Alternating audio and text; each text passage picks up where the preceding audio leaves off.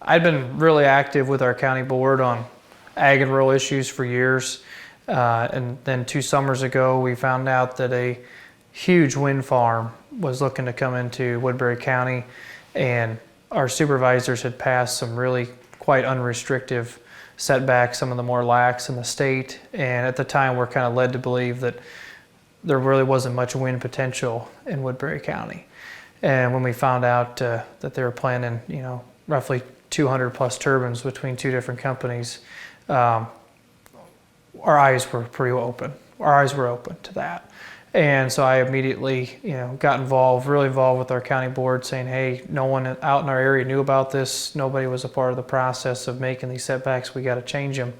And I think there was a little kind of disbelief, or, who is this guy that's, speaking for the rural area? Does he really know what's going on? Is this just a personal vendetta?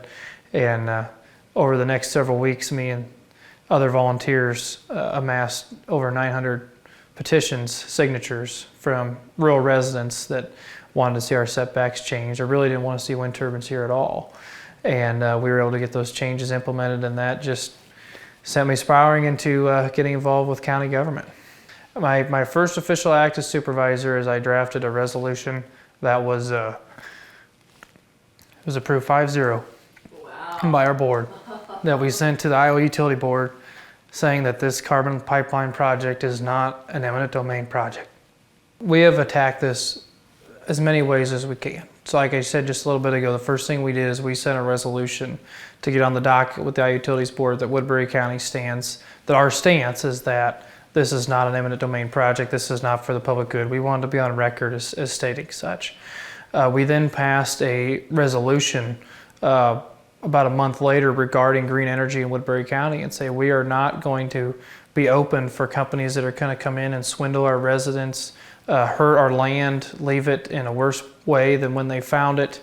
We're not going to stand for eminent domain and the taking of people's land for these types of projects. And so again, we really displayed to the public and to anyone else that we were very serious about protecting what we have here in Woodbury County. The next thing we did is we entered a class action lawsuit with 8 other counties, and we are locked in battle for trying to protect our county's rights for eminent domain. Really, it's largely the county that has the ability to grant eminent domain, whether it's for a roadway or things of that nature, definitely not for carbon pipelines. And so we, as that works its way through the justice system, they keep saying that we get mixed signals. They keep saying that the feds are in charge of this, or then the feds say the states are in charge of this. And so we're going to have to just keep playing this thing out until we finally get an answer and the finger pointing stops. But myself and my 4 colleagues, and as well as the vast majority of Woodbury County residents, believe that this is not a project worthy of the government taking of private land. These projects are wrong. It's a top-down. It's all about money. I look out at our farm that had a natural gas pipeline put in 1952, and you can still see the track from where that pipe was laid. The land has never returned to the way it was. It is not for the people that are here. It's for a select few that are going to get rich off of this, and the rest of us are going to be left holding the bag. I think Summit's picked up some of those ethanol plants that were originally with Navigator, so their footprint has expanded. It's my understanding that there'll be a different permit process for these additional miles of pipe that they're going to have to go through. This first permit that they've granted with contingencies was just initially what Summit had.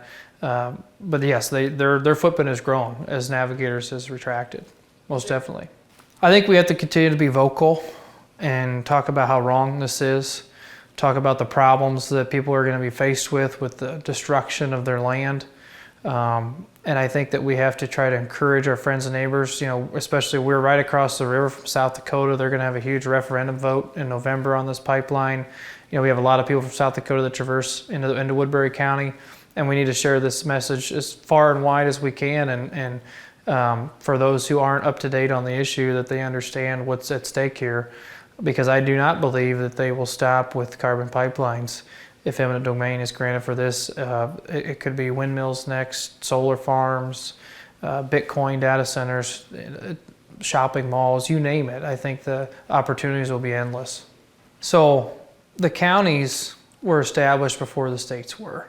And it's our job that we We are the ones that collect the property tax. We oversee the property within our county. We oversee the eminent domain and the retribution that comes from eminent domain. You know, we have a committee here that, just like every other county, that assesses the damages if someone's property is taken for a road or whatever. The county should have the say, and they're trying to steal our power and take away local control, local authority. And the amazing thing about local control and local authority is that it is the most accessible authority to anybody that lives there. In a couple hours from now, I'm going to head to our weekly Board of Supervisors meeting where everyone from the public is welcome to come, almost 52 weeks out of the year. All of our phone numbers are all on our county website. They can call us 7 days a week. The races to run to get involved are very inexpensive and don't take any, talent or otherwise political history to run for something like that. And that's the beauty of local governance, is that we are right there and we're easily accessible. And I just continue to see our local rights getting stripped and move further and further up the ladder where it's not as accessible. And people's rights get watered down, their voices get watered down. And that's one of my concerns with this issue as well. When we went through the windmill hearings 2 years ago, one of the most interesting things there was if you were opposed to having wind turbines, you were probably under the age of 50. And if you were for them, you were probably over the age of 60 or 70. It was very, very stark. And I think I'm 33, so I'm right in that millennial class towards the bottom of that. And you look at a lot of millennials, we've seen a lot of things change in our lifetime. I mean, we went from a landline phone and a bag phone and a fax machine to doing everything on our phone. And so we've seen amazing things happen in our lifetime, but we've also seen a lot of bad things. And we've seen a lot of promises that have been made to take care of us, do the right thing, that never have come to fruition. And I think I remember one of the first times I met with the folks from Summit Pipeline, Carbon Pipeline, they said, well, how can we get to people that we're going to take care of their land, we're going to make this right? I said, you can't, because no one has ever done that. And that instance I just brought up with our farm from the 50s, I mean, you can go and find any farmer that a pipeline's come through and they'll show you exactly where it was. Or anywhere that you've talked to anyone that had wind turbines and ask if they're going to renew when their 40 years is up, and most of them say absolutely not. And so we are being manipulated and we are being lied to. And I think a lot of us, especially in the Midwest, are very easygoing people, very big-hearted, very trusting to a fault. And I think that we've seen a lot of our parents get hoodwinked, our grandparents get hoodwinked, and now it's that generation that grew up watching that. And I think they've become the new watchdogs. Even though they're very young, they've become the new watchdogs because they've seen what's happened. They've seen the cheat. We're one of the last places that solar, wind, carbon has come to knock, so we could hear and learn from all these places that they were first. So we're very blessed for that, and most definitely. But I think that how they treat a lot of these people, a lot of these contracts are about as many pages as the Bible. It seems like, it's very, our eyes are open and we're seeing what's been going on and how people have been treated, and it's not been right. I watched a lot of the IUB hearings. We had several citizens here in Woodbury County that testified at the IUB hearings. And to see how those people treated citizens of the state of Iowa was despicable. And people see that. And so now not only do you have this whole top-down pressure to accept these types of things that we don't want, but then when we try to stand up for ourselves, then they just marginalize us. They block us out. They treat us like crap. There were all kinds of things associated with that IUB hearing that were terrible, totally atypical of hearings in the past. And I just would challenge anyone, go watch some of those videos, some of that testimony, and see how those commissioners treated citizens of the state of Iowa, people whose families had been here for generations, and made Iowa a good place for generations. It was really despicable.